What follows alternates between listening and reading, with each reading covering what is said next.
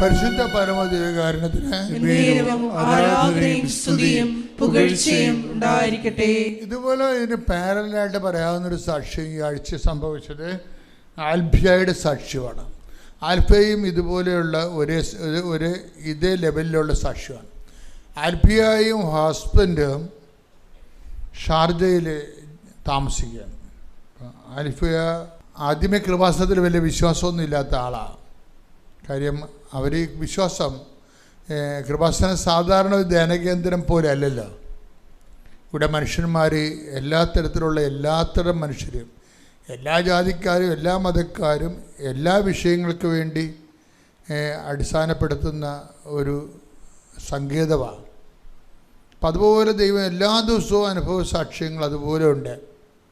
അപ്പോൾ ഇവിടെ ഒന്നും വരാത്ത ആൾക്കാർക്ക് ഇതെന്തോ കച്ചവടമാണ്, തട്ടിപ്പാണെന്നൊക്കെയുള്ള ബോധം. അങ്ങനെ സാത്താൻ ആ രീതിയിൽ ഒരു പണിയൊക്കെ എടുക്കുന്നതുകൊണ്ട് ഞങ്ങൾ അതിനകത്ത് ഒന്നും മൈൻഡ് ചെയ്യണില്ല. എന്താ കാര്യം, ഞങ്ങളെ സംബന്ധിച്ചിടത്തോളം ഏൽപ്പിച്ച ജോലി പൂർത്തിയാക്കുക മാത്രമേ ഞങ്ങൾക്ക് ഉദ്ദേശമുള്ളൂ. ഏൽപ്പിച്ച ജോലി എന്താണെന്ന് നമുക്കറിയാം. എന്താണ്? അമ്മയുടെ പ്രത്യക്ഷീകരണമാണ്. അമ്മയുടെ പ്രത്യക്ഷീകരണമാണ് ഏൽപ്പിച്ച ജോലി. ആ പ്രത്യക്ഷീകരണത്തിന് ആ സന്ദേശത്തെ കൈമാറുന്നതിന് വേണ്ടിയാണ് ദൈവം ഉടമ്പടി തന്നിരിക്കുന്നത്. ഉടമ്പടിയിലെ സാക്ഷ്യങ്ങൾ കൊണ്ട് ഞാൻ നിങ്ങളോട് എപ്പോഴും സാക്ഷ്യം പറയുമെന്ന് പറയാൻ കാര്യം, അമ്മയുടെ പ്രത്യക്ഷീകരണത്തിൻ്റെ സാക്ഷിയായിട്ടാണ് നിങ്ങളെ. ഇപ്പം ഈ ദിവസങ്ങളിൽ ഷൈല ടോജോ എന്നും പറഞ്ഞൊരു ചേച്ചി ഒരു സാക്ഷ്യം പറഞ്ഞപ്പോൾ അവർക്ക് നല്ല ബോധമുണ്ട്. ഷൈല ടോജോ തുടങ്ങണ സാക്ഷ്യം തന്നെ എന്താണ്? അമ്മയുടെ പുണ്യഭൂമിയിലെത്തി അമ്മയുടെ പ്രത്യക്ഷീകരണത്തിന് എന്നെ സാക്ഷിയാക്കിയതിനെ ഞാൻ നന്ദി പറയുന്നു. തുടങ്ങും. അപ്പം തന്നെ അഭിഷേകമായ ആ സാക്ഷ്യം. അമ്മയുടെ പുണ്യഭൂമിയിലെത്തി അമ്മ പ്രത്യക്ഷപ്പെട്ടതിൻ്റെ സാക്ഷിയാകാൻ കഴിഞ്ഞതിൽ ഞാൻ നന്ദി പറയുന്നു. ഇപ്പം എല്ലാവർക്കും തന്നെ ബോധമുണ്ട്. എന്താണ്? ഇവിടെ നടക്കുന്ന എല്ലാ സാക്ഷ്യങ്ങളും എന്തിൻ്റെ സാക്ഷ്യമാണ്? ഒരു കരിസ്മാറ്റിക് ധ്യാനകേന്ദ്രത്തിൻ്റെ സാക്ഷ്യങ്ങളല്ല. പിന്നെന്താണ്? അമ്മയുടെ സമയഘടികാരം നെഞ്ചിൽ ചേർത്തി 10:08 സൂചി കാണിച്ച് ദുരന്തം ഉണ്ടാകുമെന്ന് പ്രാർത്ഥിക്കണമെന്ന് 2004 ഡിസംബർ 7 ഉച്ചയ്ക്ക് 2:30 മണിക്ക് പറഞ്ഞ അമ്മയുടെ ആ പ്രാർത്ഥനയാണ്. എന്ത് പ്രാർത്ഥിക്കണമെന്ന് ചോദിക്കുമ്പോഴാണ് അമ്മ ഉടമ്പടി എടുത്ത് പ്രാർത്ഥിക്കാൻ പറയണത്. ആ ഉടമ്പടി എടുത്ത് പ്രാർത്ഥിക്കാൻ പറയുമ്പോൾ കിട്ടുന്ന സാക്ഷ്യങ്ങളെല്ലാം എന്തിൻ്റെ സാക്ഷ്യങ്ങളാണ്? അമ്മയുടെ പ്രത്യക്ഷീകരണത്തിൻ്റെ സ്ഥിരീകരണത്തിൻ്റെ സാക്ഷ്യങ്ങളാണ്. ഇപ്പം കൃപാസനത്തിൽ അവലംബം വെക്കണത് എന്തിലാണ് സാക്ഷ്യം വെക്കണത്? മറിച്ച് അമ്മയുടെ ബേസിക്കായിട്ട് സാക്ഷ്യം വെക്കണത് എന്തിലാണ്? അമ്മയുടെ പ്രത്യക്ഷീകരണത്തിലാണ്. ആ ഒരു ബോധമാണ് ഇതിൻ്റെ ഫസ്റ്റ് സാക്ഷരത എന്ന് പറയണത്. ഒരു പ്രൈമറി എഡ്യൂക്കേഷൻ എന്ന് പറയുന്നത് അതാണ്. എന്താണ്? അമ്മയുടെ പ്രത്യക്ഷീകരണം നടന്ന മണ്ണിലാണ് ഞാൻ വരണത്. അതുകൊണ്ടാണ് ജോമേഴ്സിയൊക്കെ എന്താ പറയണത്? ഞാൻ അമ്മയുടെ 90% മാർക്കാണ് ചോദിച്ചിരിക്കുന്നത്. എനിക്ക് ആ 90% മാർക്ക് കിട്ടണം. പക്ഷേ ഞാനത് ആ മാർക്ക് ലിസ്റ്റ് ഞാൻ ഓപ്പൺ ചെയ്യത്തില്ല. ഞാൻ കാഞ്ഞിരപ്പള്ളിയിൽ നിന്ന് ഇവിടെ വന്ന് അമ്മയുടെ പുണ്യഭൂമിയിൽ നിന്ന് അമ്മയുടെ മുമ്പിൽ നിന്നുകൊണ്ട് മാത്രമേ ഞാൻ മാർക്ക് ലിസ്റ്റ് ഓപ്പൺ ചെയ്യത്തുള്ളൂ. ഞാൻ മാർക്ക് ലിസ്റ്റ് ഓപ്പൺ ചെയ്തപ്പോൾ അമ്മ എനിക്ക് 94% മാർക്ക് തന്നെന്ന് പറയും. അപ്പോൾ അതായത് അമ്മയുടെ പ്രത്യക്ഷീകരണമായിട്ട് ഘടിപ്പിച്ച് പോകുന്ന ആൾക്കാർക്കെല്ലാം അതിൻ്റെ നാണയത്തിലാണ് അമ്മ മറുപടി പറയണത്. ആ നാണയത്തിലാണ് അമ്മ മറുപടി പറയണത്. ഇപ്പോൾ ഇവിടെ വേറെ എന്താ പ്രശ്നം വന്നിരിക്കണത്? വേറെ സാക്ഷ്യം, ആൽഫിയയുടെ സാക്ഷ്യം. ആൽഫിയയും ഹസ്ബൻഡും UAE ഷാർജയിൽ ജോലി ചെയ്യുന്ന ആൾക്കാരാണ്. അവരെ കുടുംബമായിട്ട് അവിടെ ജീവിക്കുകയാണ്. അപ്പോൾ ആൽഫിയ ധ്യാനകേന്ദ്രത്തെ ശുശ്രൂഷിക്കുന്ന ആളാണ്. അപ്പോൾ ആൽഫിയയെ സംബന്ധിച്ചിടത്തോളം കൃപാസനം അങ്ങനെ ഫസ്റ്റ് റെഫറൻസിൽ വരുന്നില്ല. കാര്യം അവർ പണ്ട് കുഞ്ഞുനാൾ തന്നെ വേറൊരു ധ്യാനകേന്ദ്രത്തിൽ പ്രവർത്തിക്കുന്ന ആളാണ്. അപ്പം അതുകൊണ്ട് കൃപാസനം അങ്ങനെ ഫസ്റ്റ് റെഫറൻസിൽ വന്നില്ല. അതുകൊണ്ട് അവർ ഉടമ്പടി എടുത്തില്ല. പക്ഷെ ഞാൻ ഷാർജയിൽ ധ്യാനിപ്പിക്കാൻ ചെന്നപ്പോൾ ആ ധ്യാനത്തിൽ ഒരു പങ്കെടുത്ത്. അപ്പോൾ എൻ്റെ വായിൽ നിന്നൊരു വിഷയം വന്നു. എന്താണ്? If you are sincere God will be serious. If you are serious God will be sincere. അപ്പോൾ അത് അന്ന് അവിടെ അങ്ങനെയാണ് പറഞ്ഞത്. പക്ഷെ അത് അവർ ക്യാച്ച് ചെയ്തത് എന്താണ്?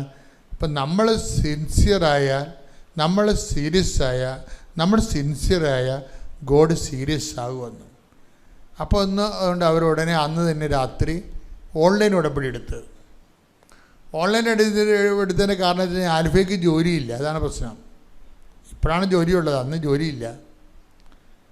അപ്പോൾ യൂറോപ്പിലൊക്കെ മറ്റു രാജ്യങ്ങളിൽ താമസിക്കുമ്പോൾ ഹസ്ബൻഡിനും വൈഫിനും ജോലിയില്ലെങ്കിൽ നിങ്ങൾ ഒരാൾക്ക് മാത്രം ജോലി ഉണ്ടെങ്കിൽ ഒരാളെ കൊണ്ടുപോകാൻ പോലും പറ്റത്തില്ല അവിടെ. അപ്പോൾ സ്വാഭാവികമായിട്ടും നമ്മൾ ഇവിടെ ജീവിക്കണ പോലെ ഒന്ന് യൂറോപ്പിലും മറ്റു രാജ്യങ്ങളിലും ജീവിക്കാൻ പറ്റത്തില്ല. അവിടെ ജീവിക്കണമെങ്കിൽ ഒരു മിനിമം സ്റ്റാൻഡേർഡ് ഉണ്ട്. നമ്മുടെ വീട്ടിലും നമ്മുടെ നാട്ടിലാണ് നമുക്ക് എങ്ങനെയും ജീവിക്കാം, ഒരു പ്രശ്നവുമില്ല. ഉള്ളതിട്ടുകൊണ്ട് നടക്കാം, ഉള്ളത് കഴിച്ച് ജീവിക്കാം, ഒരു പ്രശ്നവുമില്ല. അത് നിസ്സംഗത, അതായത് സ്വന്തം നാട്ടിൽ ജീവിക്കണം എന്ന് പറയുന്നത് എന്ത് അനുഗ്രഹമാണ് നിങ്ങൾക്ക് അറിയത്തില്ല. അത്രയ്ക്ക് വലിയ അനുഗ്രഹമാണ് സ്വന്തം നാട്ടിൽ ജീവിക്കണേ. ഞാൻ ഈ രാജ്യങ്ങളിലെല്ലാം പോയി ഇവരെല്ലാവരെയും കണ്ടതിന് ശേഷം ഞാൻ പറയണ ഒരു കാര്യമാണ്, സ്വന്തം നാട്ടിൽ ജീവിക്കണത് വല്ലാത്തൊരു അനുഗ്രഹമാണ്. കാര്യം ഉള്ളത് കൊണ്ട് ജീവിക്കാം, ആരും നമ്മുടെ മേക്കെട്ട് കയറത്തില്ല, ആരും നമ്മളെ കൊച്ചാക്കത്തില്ല. നമ്മളെല്ലാം മനസ്സിലാക്കി അണ്ടർസ്റ്റാൻഡ് ചെയ്ത് പോകും, അത്രയുള്ള കാര്യങ്ങൾ. വേറെ പ്രശ്നം നമുക്ക് ആവശ്യമില്ലാത്ത ടെൻഷൻസ് ഒന്നുമില്ല. മറ്റൊന്ന് പറഞ്ഞു കഴിഞ്ഞാൽ ഭയങ്കര കട്ടിങ്സ് അല്ലേ. നമുക്ക് പെൻഷൻ കിട്ടുമെന്ന് പറഞ്ഞുകൊണ്ട് 50% കട്ടിങ്സൊക്കെയാണ് ശമ്പളത്തിൽ വരണത്. പിന്നെ എങ്ങനെ പെൻഷൻ കിട്ടുമേ? പെൻഷൻ അവസാനം കിട്ടും, പക്ഷേ കട്ടിങ്സ് എന്ത് മാത്രം. ഇവിടെ കട്ടിങ്സ് വല്ലതും ഉണ്ടോ? ഇവിടെ നിസ്സാരമായ ടാക്സൊക്കെ ഉള്ളു എല്ലാത്തിനും. നമ്മൾ പലരും ടാക്സ് കൊടുക്കണില്ല, എന്നിട്ട് ഗവൺമെൻറ് ആരുടെയൊക്കെ കടുത്ത പിടിക്കാൻ വരണമില്ല. അത് നമ്മുടെ ജനാധിപത്യത്തിൻ്റെ സൗന്ദര്യമാണ്. പിന്നെ കുറച്ച് ടാക്സ് വെട്ടിക്കുന്ന ആൾക്കാരുണ്ട്. ഒരിക്കലും ഗവൺമെൻറ് നിങ്ങൾ വെട്ടിക്കരുത് കേട്ടോ, ഉള്ള കാര്യം പറഞ്ഞേക്കാം. കാര്യമില്ല, പൊതുക്കാര്യം ചെയ്യാൻ പിന്നെ ഗവൺമെൻറ് വേറെ എവിടെ നിന്നാണ് പണമുള്ളത്? നമ്മുടെ ടാക്സിൽ നിന്നേ ഉള്ളൂ. ഇപ്പം ഞങ്ങളൊക്കെ ഏതെങ്കിലും പറയുമ്പോൾ സാറേ ടാക്സ് ഉണ്ടെങ്കിൽ എടുക്കും സാറേ എന്ന് പറയാം, അങ്ങോട്ട് പറയും ടാക്സ് ഉണ്ടെങ്കിൽ എടുക്കുമെന്ന് പറയും. കാര്യം നമ്മളെ സംബന്ധിച്ചുള്ള ഈ വിഷയങ്ങളൊന്നുമില്ല. ഗവൺമെൻറ് കൊടുക്കാനുള്ളത് നമുക്ക് ഗവൺമെൻറ് കൊടുക്കണം. അത് നിങ്ങളും തന്നെ നിങ്ങളങ്ങനെ ഒന്നും ചെയ്യരുത്. നിങ്ങളുടെ ഇപ്പോൾ ഉദ്യോഗസ്ഥന്മാർ 30% കട്ടിങ്സ് വരുന്നു ഉദ്യോഗസ്ഥന്മാർക്ക്. നിങ്ങളത് 10 ശമ്പളം ഉള്ളതെന്ന് വിചാരിച്ചാൽ മതി. നിങ്ങൾ പൊതുസമൂഹത്തിന് വേണ്ടി നിങ്ങളാ ജോലി ശുശ്രൂഷ ചെയ്യണം. അപ്പോൾ രാജ്യം എന്തെങ്കിലുമൊക്കെ വികസനം ഭൂമി ഇല്ലെങ്കിൽ നമ്മുടെ ജീവിതം മുമ്പത്തെ പോലെ തന്നെ കെട്ടിക്കിടക്കുകയുള്ളൂ. പണ്ടൊക്കെ ഓർക്കണില്ലേ, ഒരു പഞ്ചായത്ത് പാലം, ഞങ്ങളൊക്കെ കുഞ്ഞുനാളിൽ ഒരു പാലമില്ലാതെ ഒരു തടി വെട്ടിയിടും. തടി വെട്ടിയിട്ടുണ്ട് ഒരു കമ്പിയെ പിടിച്ച് തൂങ്ങിയാണ് ഈ തടിപ്പാലത്തെ കൂടി കയറിപ്പോണത്. അങ്ങനെ ഒറ്റ പാലം ഇന്ന് കേരളത്തിലില്ലല്ല, വളരെ എല്ലാ പാലവും കോൺക്രീറ്റ് ആക്കിയില്ലേ. അപ്പോൾ അതെല്ലാം എല്ലാ മേഖലകളും. ഞങ്ങളുടെ കാലത്ത് ഒരു വെള്ളം കിട്ടാൻ വേണ്ടി 1 കിലോമീറ്റർ വെള്ളം ഞാൻ തന്നെ കുടം കൊണ്ടുപോയിട്ടുണ്ട് വെള്ളം കോരിക്കൊണ്ടുവരാൻ. ഒരു കുളത്തിൽ നിന്ന് വെള്ളം കോരിക്കൊണ്ടുവരും, കുടിക്കണ വെള്ളം. ആ സംഭവമാണ് ഇന്ന് അടുക്കള ജപ്പാൻ വെള്ളം വരണത്. ഇപ്പം ഗവൺമെൻറ്റിന് നമ്മൾ കൊടുക്കാനുള്ള കൃത്യമായിട്ട് കൊടുക്കണം. പിന്നെ നിങ്ങൾ പറയും അതൊക്കെ വെട്ടിപ്പാണ്. ലോകത്ത് മുഴുവനും ഇതുപോലെയുള്ള അധികാരത്തിലുള്ളവർക്കെല്ലാം അതുപോലെയുള്ളവരുടെ ഒരു ചില നമ്മുടേത് കുറവാണെന്ന് ഞാൻ പറയത്തുള്ളൂ. കാര്യം ഓരോ രാജ്യങ്ങളിലെ അഴിമതികൾ കേൾക്കുമ്പോൾ അപ്പോൾ ഏത് രാജ്യമായാലും ഏത് സിസ്റ്റമായാലും ചില അഴിമതികൾ പുറത്തറിയത്തില്ലെന്നേ ഉള്ളു. ജനാധിപത്യ രാജ്യത്തിന് ഇതൊക്കെ പുറത്തറിയും, അതാണ് എൻ്റെ ഉള്ള ഗുണം. തന്നെയല്ല നമ്മുടെ മെഡിക്കേഷൻ എന്തുണ്ട്? നിങ്ങൾ എന്തുകൊണ്ടാണ് ഈ രാജ്യത്തിന് വേണ്ടി പ്രാർത്ഥിക്കാത്തത്? നമ്മുടെ മെഡിക്കേഷൻ ഒരു ചെറിയ ഒരു അസുഖം വന്നാലും വലിയ അസുഖം വന്നാലും നമുക്ക് പിടപ്പില്ല. എന്താണ്? ആവശ്യത്തിന് ആശുപത്രികളിലും അവിടെ നിറച്ച് ഡോക്ടർമാരും നേഴ്സുമാരും ഉണ്ട്. അവരെല്ലാം നല്ല സർവീസ് ഉള്ളവരാ. നമുക്ക് അമേരിക്കയിലൊക്കെ അല്ലെങ്കിൽ ഷാർജയിലൊക്കെ ഒരു ഡോക്ടറെ കിട്ടത്തില്ല. 3 മാസം വെയിറ്റ് ചെയ്യണം. എന്താ കാര്യം? അപ്പോൾ അവരോട് ചോദിക്കുമ്പോൾ അവർ പറയും അത് നിങ്ങളുടെ ബോഡിയിലുള്ള ആരോഗ്യം, നിങ്ങൾക്ക് ബോഡി തന്നെ മെയിൻറ്റെയിൻ ചെയ്യണം, ബോഡിയുടെ റെസിസ്റ്റൻസ് പവർ വർദ്ധിക്കണം, ബോഡിയുടെ പ്രതിരോധ ശക്തി വർദ്ധിപ്പിക്കാൻ വേണ്ടിയാണ് ഞങ്ങൾ ഉടനെ മെഡിക്കേറ്റ് ചെയ്യാത്തതെന്നൊക്കെ അവർ ഭംഗിവാക്ക് പറയും. അതൊന്നുമല്ല, അവർ ഇൻഷുറൻസ് കമ്പനിയുമായിട്ട് ലിങ്കാണ്. നമ്മളെ ചികിത്സിച്ച് കഴിഞ്ഞാൽ ഇൻഷുറൻസ് കമ്പനി ആണല്ലോ കാശ് തരേണ്ടത് നമുക്ക്. അത് കാരണം ഈ ഇൻഷുറൻസ് കമ്പനി ഈ ഡോക്ടർമാരുമായിട്ടൊക്കെ അലയൻസാണ്. അതുകൊണ്ട് പെട്ടെന്ന് കയറി ചികിത്സിക്കത്തൊന്നുമില്ല. കാര്യം കാശ് ഇൻഷുറൻസ് കമ്പനിയുടെ പോകത്തില്ലേ. അപ്പോൾ അത്തരം ഗതികെട്ട മെഡിക്കേഷൻസാണ് മറ്റു രാജ്യങ്ങളുള്ളത്. അതൊക്കെ നോക്കുമ്പോൾ നമ്മൾ ഒരിക്കലും ആവശ്യമില്ലാതെ ഏത് ഗവൺമെൻറ് ഏത് ഗവൺമെൻറ് കയറിയാലും ആവശ്യമില്ലാതെ അവരെ വിമർശിച്ച് നശിപ്പിക്കരുത്. കാര്യം എന്ന് വെച്ച് കഴിഞ്ഞാൽ അവർക്ക് വേണ്ടി പ്രാർത്ഥിച്ചും അതുപോലെ തന്നെ നമ്മൾക്ക് പറ്റുന്ന പോലെ സഹായിച്ചും നമ്മളുടെ രാജ്യത്തെ അഭിവൃദ്ധിപ്പെടുത്താൻ വേണ്ടി ശ്രമിക്കണം. രാജ്യത്തിനും സംസ്ഥാനത്തിനും വേണ്ടി ഇട്ടുമുഴക്കും പോലെ ശ്രദ്ധിക്കട്ടെ. ഹല്ലേലൂയ.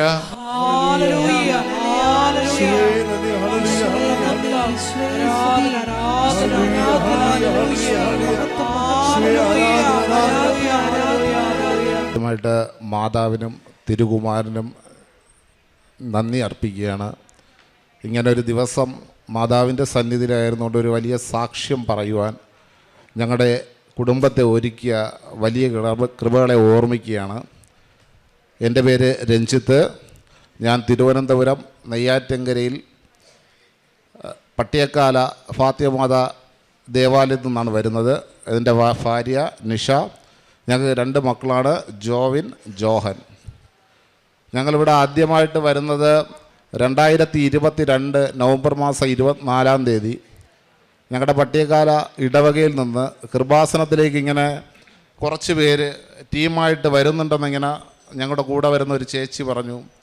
അപ്പോൾ ഞങ്ങളിങ്ങനെ പള്ളികളിലോട്ട് പോകും. വേളാങ്കണ്ണി, ഇടത്തുവ, അങ്ങനെ പള്ളികളിൽ തീർത്ഥാടനത്തിന് ഞങ്ങളുടെ പള്ളികളിൽ നിന്ന് പോകുന്ന എല്ലാ തീർത്ഥാടനത്തിനും പങ്കുചേരാറുണ്ട്.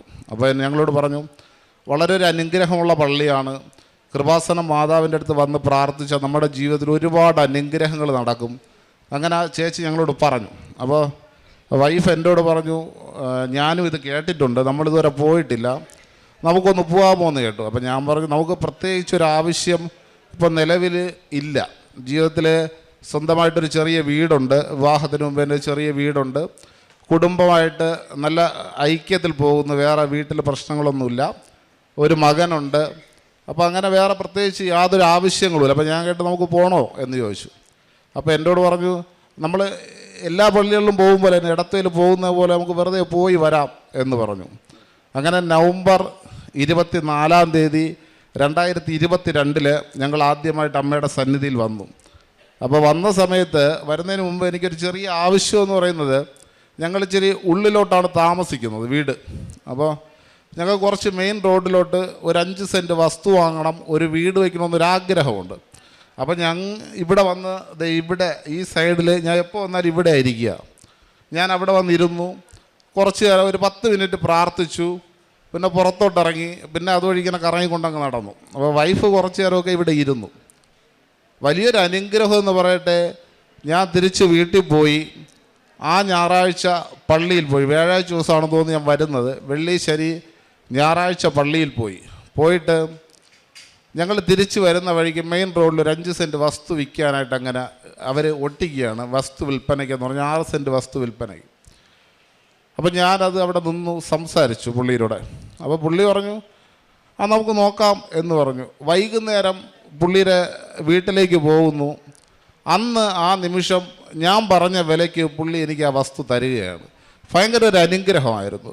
ഏകദേശം 25 ദിവസം കൊണ്ട് സ്വന്തമായിട്ട് മെയിൻ റോഡിൻ്റെ ഒരു സൈഡിൽ ഒരു 5 സെൻറ്റ് വസ്തു മാതാവ് എനിക്ക് തന്നു. അതോടുകൂടി എനിക്ക് ഭയങ്കര വിശ്വാസമായി. മാതാവ്, ഞാനിവിടെ വന്ന് ഉടമ്പടിയോ ഒന്നും എടുത്തിട്ടില്ല, വെറുതെ വന്നു, ഒന്ന് പ്രാർത്ഥിച്ചു, ഇങ്ങനെ 5 സെൻറ്റ് വസ്തു വാങ്ങണം എന്നുള്ളൊരു പ്രാർത്ഥന മാത്രമേ ഉണ്ടായിരുന്നു, വേറെ ഒന്നും ഇല്ല മനസ്സിൽ. അപ്പോൾ മാതാവ് അതെനിക്ക് അടുത്തിവിടെ വരുന്നതിന് മുമ്പേ എന്നെ സാധിച്ചു തന്നു. അപ്പോൾ ഞാൻ വൈഫിനോട് പറഞ്ഞു, അപ്പോൾ ഇനി നമുക്ക് എന്തായാലും അവിടെ പോകണം എന്ന് പറഞ്ഞു. അങ്ങനെ തുടങ്ങിയ യാത്ര ഈ 2026 ജനുവരി മാസം ഈ 17-ാം തീയതി വരെ ഒരു മാസം പോലും മുടങ്ങാതെ അമ്മയുടെ സന്നിധിയിൽ ഞാൻ വന്നുകൊണ്ടിരിക്കുകയാണ്. വൈഫിന് ചിലപ്പോൾ വരാൻ പറ്റാത്ത അവസ്ഥകൾ കാണും, എന്നാലും ഞാൻ ഇതുവരെ ഒരു മാസം പോലും മുടങ്ങാതെ അമ്മയുടെ സന്നിധിയിൽ വന്നു. അപ്പോൾ അതിന് ശേഷം രണ്ടാമത്തെ മാസമായി, 3-ാമത്തെ മാസം ഇങ്ങനെ പൊയ്ക്കൊണ്ടിരിക്കുന്നു. അപ്പം ഞാൻ വൈഫിൻ്റെ കൂടെ കേട്ടു, നീ ഉടമ്പടി എടുക്കുന്നെന്ന് കേട്ടു. അപ്പോൾ എന്നോട് പറഞ്ഞു, എനിക്ക് ഉടമ്പടി എടുക്കാനായിട്ട് തോന്നുന്നില്ല എന്ന് പറഞ്ഞു. ഞാൻ പറഞ്ഞു, ശരി, കുഴപ്പമില്ല. ഞങ്ങൾ എന്നും വീട്ടിൽ പ്രാർത്ഥിക്കും. എല്ലാ ദിവസവും വൈകുന്നേരം വീട്ടിൽ പ്രാർത്ഥനയുണ്ട്, പ്രാർത്ഥന മുടങ്ങാറില്ല. ഞങ്ങളുടെ വിവാഹം കഴിഞ്ഞതിൻ്റെ അന്ന് മുതൽ എല്ലാ ദിവസവും വീട്ടിലൊരു മെഴുകുതിരി കത്തിച്ച് യേശുനാഥനോടും കൃപാസനമ്മ ഇല്ല, അപ്പോൾ മാതാവിനോടും ഒക്കെ പ്രാർത്ഥിക്കും. അത് കഴിഞ്ഞ് ഇവിടെ വന്നതിന് ശേഷം കൃപാസനമ്മയുടെ ഒരു ഫോട്ടോ ഇവിടെ വെച്ച് എല്ലാ ദിവസവും പ്രാർത്ഥിക്കും, മുടങ്ങാതെ പ്രാർത്ഥിക്കും. ബൈബിൾ വായനയൊന്നുമില്ല, പ്രാർത്ഥിക്കും. അത് കഴിഞ്ഞ് ഇവിടെ വന്നതിന് ശേഷമാണ് ബൈബിൾ വായനയെ ഈ നമ്മുടെ യൂട്യൂബിൽ കണ്ട് ബൈബിൾ വായനയുടെ ഒരു പ്രാധാന്യം മനസ്സിലായി. അങ്ങനെ ബൈബിൾ വായനയോടെ ഞങ്ങൾ അതിൽ ആഡ് ചെയ്തു. അങ്ങനെ ഞങ്ങളുടെ ജീവിതത്തിൽ എല്ലാ ദിവസവും പ്രാർത്ഥനയും ബൈബിൾ വായനയായി. അപ്പോൾ നമ്മുടെ ഈ ഗ്രൂപ്പിൽ പ്രേക്ഷിത പ്രവർത്തനങ്ങളെന്ന് പറഞ്ഞൊരു നമ്മുടെ ഒരു ഗ്രൂപ്പായി. ഇതൊരു കൃപാസനം ഗ്രൂപ്പ് എന്ന് പറഞ്ഞ് രൂപീകരിച്ച് അതിലൊരു 134 മെമ്പേഴ്സ് അടക്കം ഉണ്ട്. അപ്പോൾ അവരുമായിട്ട് ചേർന്ന് പ്രേക്ഷിത പ്രവർത്തനങ്ങളങ്ങ് തുടങ്ങി. അനാഥാലയങ്ങളിലേക്ക് പോവുക, ഞങ്ങളുടെ ഗ്രൂപ്പിൽ തന്നെ സുഖമില്ലാതെ ഇരിക്കുന്നവർക്ക് വേണ്ടി പ്രാർത്ഥിക്കുക, ഇങ്ങനെയുള്ള പ്രേക്ഷിത പ്രവർത്തനങ്ങളൊക്കെ അങ്ങ് തുടങ്ങി. ആ സമയത്ത് തന്നെ അങ്ങ് സ്റ്റാർട്ട് ചെയ്തു. 2023 ആ 2-3 മാസം കഴിഞ്ഞപ്പോഴതൊക്കെ ഈ പ്രേക്ഷിത പ്രവർത്തനങ്ങളെല്ലാം സ്റ്റാർട്ട് ചെയ്ത് തുടങ്ങി. അപ്പോൾ എല്ലാവരും വളരെ സജീവമായിട്ട് ഇതിലോട്ടങ്ങ് വന്നുകൊണ്ടിരിക്കുന്നത്. അപ്പോൾ ഒരു ദിവസം നിഷ പഠിച്ചുകൊണ്ടിരിക്കുകയാണ്, PSC ക്ലാസ്സിനൊക്കെ പോയി ഭാര്യയെ പഠിച്ചുകൊണ്ടിരിക്കുകയാണ്. അപ്പോൾ ഞങ്ങളുടെ ജീവിതത്തിൽ ഇല്ലാത്തൊരു ജോലി എന്ന് പറയുന്നൊരു വലിയ കുറവായിട്ട് ഞങ്ങൾക്ക് തോന്നി പല സാഹചര്യം. അപ്പോൾ ആ വൈഫ് പഠിച്ചുകൊണ്ടിരിക്കുന്നു, ടെസ്റ്റുകളൊന്നും ലിസ്റ്റിൽ വരുന്നില്ല, ആദ്യം എഴുതുന്നൊന്നും ലിസ്റ്റിൽ വരുന്നില്ല. ഏകദേശം മോന് 6 മാസം ആയതുകൊണ്ട് പഠിക്കാൻ പോവുക. അവൻ്റെ കൊറോണ സമയത്തൊക്കെ ലിസ്റ്റുകളിലൊന്നും വരുന്നില്ല. കൃപാസനത്തിൽ വന്ന് 1 വർഷം കഴിഞ്ഞപ്പോൾ നിഷ എന്നോട് പറഞ്ഞു, ഞാൻ ഉടമ്പടി എടുക്കുന്നു. അപ്പോൾ ഞാൻ കേട്ട് എന്താണ് പറ്റി, എന്താണ് ആവശ്യം? അതെനിക്ക് തോന്നി ഒരു ജോലിക്ക് വേണ്ടി ഉടമ്പടി എടുക്കാം എന്ന് പറഞ്ഞു. ഞാൻ പറഞ്ഞു ഇഷ്ടം, നടക്കട്ടെ എന്ന് പറഞ്ഞു. ഞാൻ വന്നു, ഉടമ്പടി എടുത്തു, പ്രാർത്ഥിക്കാൻ തുടങ്ങി. അത് കഴിഞ്ഞ് ആദ്യത്തെ പുതുക്കലായി. അപ്പോൾ പറഞ്ഞു രണ്ടാമത്തെ പുതുക്കലിന് നമുക്ക് ഇനി ഒരു കുഞ്ഞുകൂടെ വേണം, ആ ഒരു ആവശ്യം കൂടെ നമുക്ക് വയ്ക്കാം എന്ന് പറഞ്ഞു. ഞാൻ പറഞ്ഞു ഓക്കെ, നടക്കട്ടെ. അങ്ങനെ രണ്ടാമത്തെ പുതുക്കലിന് ആ ആവശ്യം വെച്ചു. അപ്പോൾ ജോലിയൊന്നും ആയില്ല, രണ്ടാമതൊരു കുഞ്ഞുമായില്ല. 2024 കടന്നുപോയി, 23, 24 കടന്നുപോയി. ഞങ്ങളുടെ ജീവിതത്തിലെ ഏറ്റവും വലിയ വർഷം എന്ന് പറയുന്നത് 2025 ആയിരുന്നു. 2024 ഡിസംബർ മാസം ഞങ്ങൾ കൃപാസനത്ത് വന്നിട്ട് പോയ സമയത്ത് ജോമാല റാലി സമയത്ത് വന്നിട്ട് പോയ സമയത്ത് നിഷ രണ്ടാമത് പ്രഗ്നൻ്റ് ആവുകയാണ്. വളരെ ഒരു അനുഗ്രഹം. ഏകദേശം 8 വർഷത്തിന് ശേഷം, 8.5 വർഷമായി രണ്ടാമതൊരു കുഞ്ഞ് എന്നുള്ളൊരാഗ്രഹം തുടങ്ങിയിട്ടൊരു 3 വർഷമായി.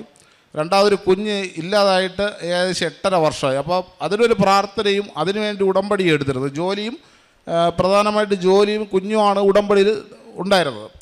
അപ്പോൾ അതിങ്ങനെ പ്രാർത്ഥനയിലായി ഗർഭിണിയായി 2 മാസമായ സമയത്ത്, മോൻ 2 മാസം വയറ്റിലായ സമയത്ത് തൊട്ട് നിഷ എഴുതിയ ടെസ്റ്റുകളുടെ റിസൾട്ടുകൾ വരാൻ തുടങ്ങി. റിസൾട്ടുകളെന്ന് പറയുമ്പോൾ നമ്മൾ പോലും പ്രതീക്ഷിക്കാത്ത റിസൾട്ടുകൾ 1, 2 ഇങ്ങനെ 2ാം സ്ഥാനത്തും 3ാം സ്ഥാനത്തൊക്കെയാണ് ലിസ്റ്റുകളിൽ വരുന്നത്. വളരെ ഒരു അനുഗ്രഹമായിരുന്നു. അപ്പോൾ ഈ കൃപാസനത്ത് ഉടമ്പടി എടുത്തതിന് ശേഷം എഴുതാൻ പോകുന്ന എല്ലാ ടെസ്റ്റിലും പോകുന്ന സമയത്ത് അമ്മയുടെ ഉപ്പ്, പിന്നെ തൈലം, പിന്നെ കാശുരൂപം, എപ്പോഴും കാശുരൂപം കയ്യിൽ വെച്ചിരിക്കും. നമ്മുടെ മാലയുടെ കൂടെ കോർത്ത് ഉടമ്പടി കാശുരൂപം എപ്പോഴും കഴുത്തിലിട്ടയ്ക്കും. അപ്പോൾ ഞാൻ പറഞ്ഞിട്ടുണ്ട്. അപ്പോൾ ഓരോ ടെസ്റ്റിന് പോകുമ്പോഴും ഞാനും വൈഫുമായിട്ട് ഹാൾ ടിക്കറ്റ് എടുത്ത് എക്സാമിന് പോകുന്നതിന് മുമ്പ് എന്നെ പ്രാർത്ഥിക്കും. വീട്ടിൽ വെച്ച് എന്നെ പ്രാർത്ഥിക്കും. അമ്മയുടെ ഒരു ചെറിയ ഇതുണ്ട്, അപ്പോൾ അവിടെ വെച്ച് പ്രാർത്ഥിച്ച് അനുഗ്രഹത്തോടെയാണ് ടെസ്റ്റിന് പോകുന്നത്. അങ്ങനെ മോൻ പ്രഗ്നൻ്റ് ആയ സമയം തൊട്ട് 2ാം മാസം ആയതൊട്ട് ലിസ്റ്റിലും വരാൻ തുടങ്ങി. അങ്ങനെ ആകപ്പാടെ ഒരു ടെൻഷനായി, എങ്ങനെ ജോലിക്ക് പോവും, കുഞ്ഞിനെ നോക്കും, ഇങ്ങനെ ഒരു വലിയൊരു പ്രതിസന്ധിയിലായി. അപ്പോൾ ഞാൻ പറഞ്ഞു ജോലി നമുക്ക് നോക്കാം, ഇപ്പോൾ എന്തായാലും കുഞ്ഞിൻ്റെ കാര്യം നടക്കട്ടെ എന്ന് പറഞ്ഞു. അങ്ങനെ ഏകദേശം 8.5 മാസത്തോളം മാതാവിൻ്റെ വലിയൊരു കൃപ കൊണ്ട് ഒരു ബുദ്ധിമുട്ടും ഇല്ലാതെ ഡെലിവറിക്ക് ഒരു മാസം മുമ്പേ വരെ ഒരു ബുദ്ധിമുട്ടുമില്ല, അനുഗ്രഹത്തോടെ മുന്നോട്ട് പോയിക്കൊണ്ടിരുന്ന സമയത്ത് അവസാനത്തെ 9ാം മാസത്തെ സ്കാനിങ് ചെയ്യുന്ന സമയത്ത് പെട്ടെന്ന് ഫ്ലൂയിഡ് ഡൗൺ ആയി. അതായത് 12 എന്ന സ്ഥാനത്ത് 6 ആയി. അപ്പോൾ ഡോക്ടർ പറഞ്ഞു ഇച്ചിരി ക്രിട്ടിക്കലാണ്, നമുക്ക് പേടിക്കേണ്ട സാഹചര്യമുണ്ട്. പുള്ളിക്കാരിക്ക് വന്നത് പ്ലാറ്റ്ലെറ്റ്സിൻ്റെ കൗണ്ട് കുറവാണ്. അപ്പോൾ ഈ പ്ലാറ്റ്ലെറ്റ്സിൻ്റെ കൗണ്ട് കുറവാകുമ്പോൾ C-സെക്ഷൻ ചെയ്യാനേ പറ്റൂ. ആദ്യത്തേത് C-സെക്ഷൻ ആയതുകൊണ്ട് 2ാമത്തെ ഡെലിവറിയും C-സെക്ഷനെ ചെയ്യാൻ പറ്റും. അപ്പോൾ അതുകൊണ്ട് ഡോക്ടർ പറഞ്ഞു ഇച്ചിരി ക്രിട്ടിക്കലാണ്, നമുക്ക് C-സെക്ഷൻ ചെയ്യണമെങ്കിലും ബ്ലീഡിങ് നിൽക്കാൻ ചാൻസ് ഇല്ല, അപ്പോൾ വളരെ പാടാണ്. അങ്ങനെ ഡോക്ടർ പറഞ്ഞു, ആകെപ്പാടെ ടെൻഷനായി. ഞാൻ പറഞ്ഞു നമുക്ക് മാതാവിൽ ഉറച്ച് വിശ്വസിച്ച് അനുഗ്രഹത്തോടെ പ്രാർത്ഥിച്ച് മുന്നോട്ട് പോകാം. മാതാവ് നമ്മളെ കൈവിടാതെ, ഇത്രയും ദിവസം നമ്മളെ കൈവിട്ടില്ലല്ലോ, നമ്മളെ കൈവിടാതെ മാതാവ് അനുഗ്രഹിക്കും.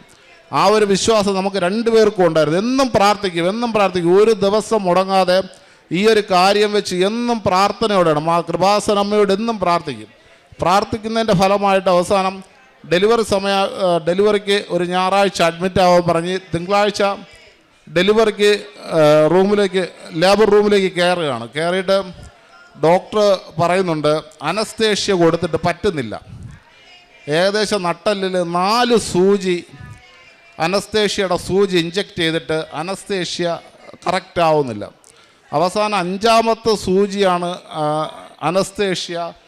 ഞാൻ പുറത്തിരുന്ന് അമ്മയുടെ പ്രസിദ്ധീകരണ പ്രാർത്ഥന ശക്തമായി പ്രാർത്ഥിക്കുകയാണ്. ജപമാല കൊണ്ട് അമ്മയെ, പരിശുദ്ധ അമ്മയെ, മാതാവേ എന്ന് പറഞ്ഞ് പ്രാർത്ഥിക്കുകയാണ്.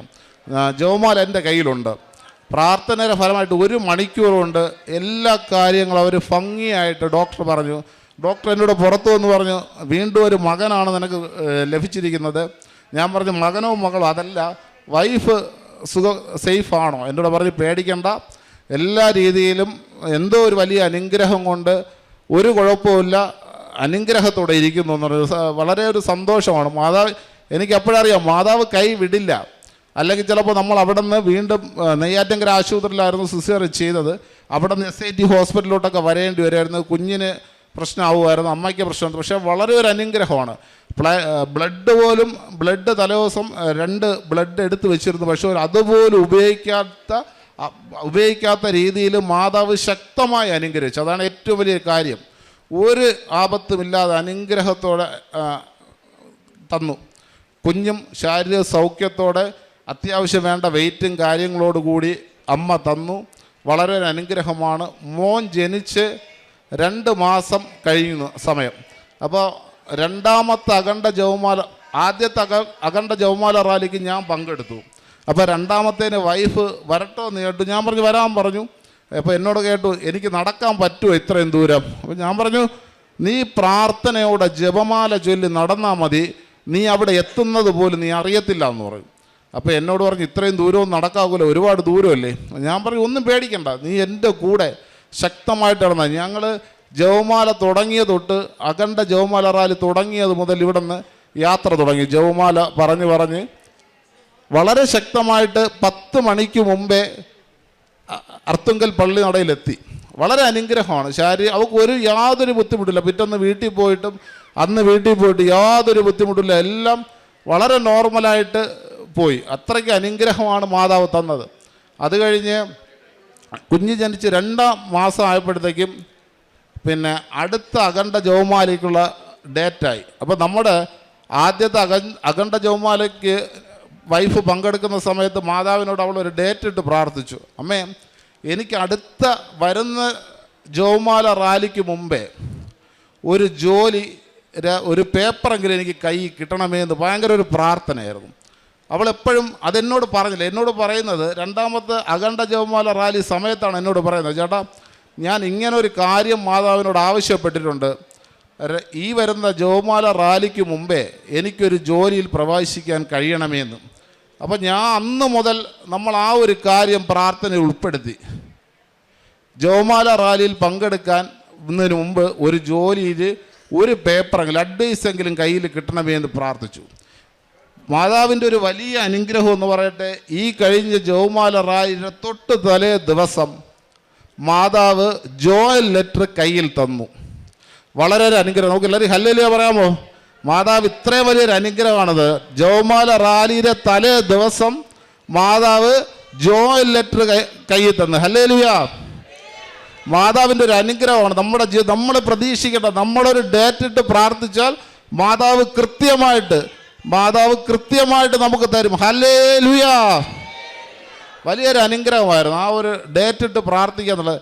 അച്ഛൻ ഇവിടെ ജോസഫ് അച്ഛൻ പറയാറുണ്ട്, ഡേറ്റ് ഇട്ട് പ്രാർത്ഥിക്കുക. നമ്മൾ ആ ഒരു ഡേറ്റ് ഇട്ട് മാതാവിനോടൊരു ആവശ്യം പറഞ്ഞാൽ കൃത്യമായിട്ട് മാതാവ്, നമ്മുടെ പ്രവൃത്തിയൂടെ ക്ലിയർ ആവണം. നമ്മുടെ മറ്റുള്ളവർക്ക് വേണ്ടി ചെയ്യുന്ന കാര്യങ്ങളൂടെ ക്ലിയറായിട്ട് ചെയ്താൽ, നമ്മുടെ പ്രേക്ഷിത പ്രവർത്തനം കൂടെ നമ്മൾ കറക്റ്റായി ചെയ്താൽ മാതാവ് കറക്റ്റായിട്ട് ആ അനുഗ്രഹം തരും.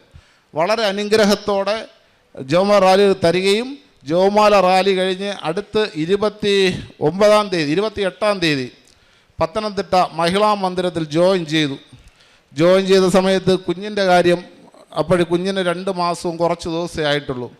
അവിടെ പോയപ്പോൾ അവർ പറഞ്ഞു 6 മാസത്തേക്ക് ലീവ്, ശമ്പളത്തോടെ ലീവ് അവരനുവദിച്ചു.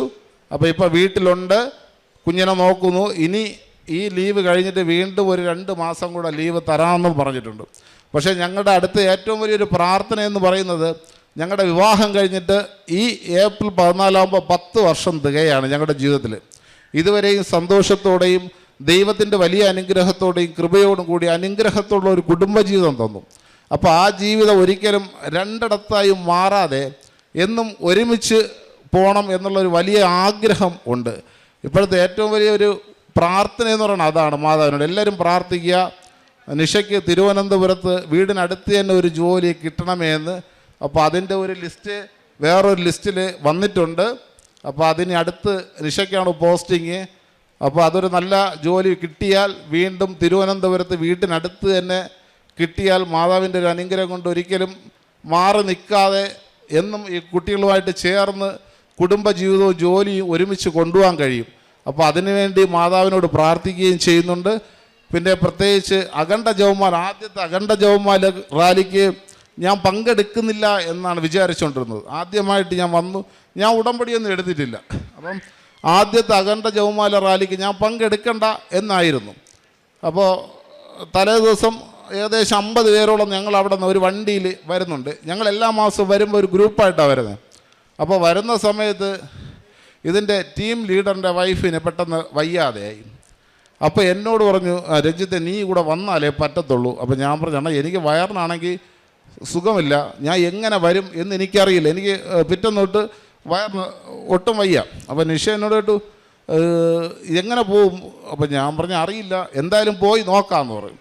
മാതാവിൻ്റെ ഒരു അനുഗ്രഹം എന്ന് പറയട്ടെ, ഞാൻ ഇവിടെ 5:30 ആദ്യത്തെ ജപമാല റാലിക്ക് വന്നതാണ്. അന്ന് ഏറ്റവും ആദ്യം ജോസഫ് അച്ഛൻ്റെ കൂടെ അർത്തുങ്കൽ പള്ളിയിൽ എനിക്ക് എത്താൻ സാധിച്ചു. ഒരു കുഴപ്പവുമില്ല. നമ്മുടെ ഒരുപാട് തടസ്സങ്ങൾ നമ്മുടെ ജീവിതത്തിൽ വരും. ഈ ദേവാലയത്തിൽ വരുന്ന സമയത്ത് ഒരുപാട് തടസ്സങ്ങൾ വരും. പക്ഷേ നമ്മളതൊന്നുമല്ല എന്ന് കരുതി അനുഗ്രഹത്തോടെ നമ്മൾ പോകും, അല്ലെങ്കിൽ നമ്മൾ ചെയ്യും എന്ന് ചിന്തിച്ചു കഴിഞ്ഞാൽ നമുക്ക് ഒരു കുറവുമില്ലാതെ ചെയ്യാൻ പറ്റും. ആ ഒരു വിശ്വാസത്തോടെ നമ്മൾ പ്രാർത്ഥിക്കുകയും പ്രവർത്തിക്കുകയും ചെയ്യണം. പിന്നെ പ്രേക്ഷിത പ്രവർത്തനങ്ങളെന്ന് പറയുമ്പോൾ പ്രത്യേകിച്ച് ദൈവം ഒരു കഴിവ് തന്നിട്ടുണ്ട്. ആർക്ക് വേണ്ടി പ്രാർത്ഥിക്കാൻ പറഞ്ഞാലും ഒരു നിമിഷം അവർക്ക് വേണ്ടി പ്രാർത്ഥിക്കാൻ കഴിയും. അപ്പോൾ ഞങ്ങളുടെ ഗ്രൂപ്പിൽ കൃപാസനം ഗ്രൂപ്പിൽ പ്രാർത്ഥനാ സഹം ആവശ്യപ്പെട്ട് പറയാറുണ്ട്. അപ്പോൾ അവർക്ക് വേണ്ടി വീടുകളിൽ പോയി പ്രാർത്ഥിക്കാറുണ്ട്. പിന്നെ അനാഥാലയങ്ങളിൽ പോകാറുണ്ട്. പിന്നെ ഞങ്ങളുടെ എന്തെങ്കിലും വീട്ടിലെന്തെങ്കിലും ഫംഗ്ഷൻ വന്നാൽ അതിന് ഒരു വിഹിതം ഫുഡ് ഏതെങ്കിലും അനാഥാലയങ്ങൾക്ക് നമ്മൾ കൊടുക്കും. അങ്ങനെ പ്രേക്ഷിത പ്രവർത്തനങ്ങൾ വളരെ രീതിയിൽ മാക്സിമം പറ്റുന്ന രീതിയിൽ എല്ലാവരെയും സഹായിച്ച് മുന്നോട്ട് പോകുന്നുണ്ട്. ഇതെല്ലാം അനുഗ്രഹം തന്ന മാതാവിനും തിരുകുമാരനും പ്രത്യേകമായി കോടാനുകോടി നന്ദി അർപ്പിക്കുകയാണ്.